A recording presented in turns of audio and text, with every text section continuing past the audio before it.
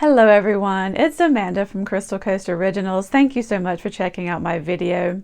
My website is finally up, you guys. It's been a long time coming and I'm so happy to be able to share it with you.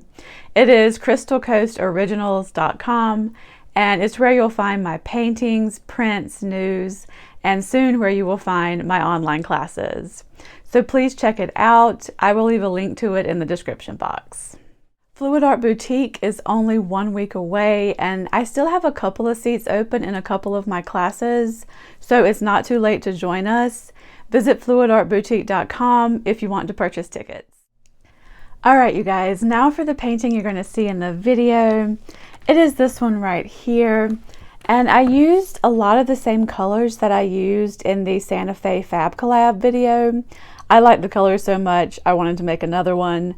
But I did do something a little different with the gradient. I made sort of like a little wave, which I really like. I think the wave and the gradient goes really well with the wave and the blow colors.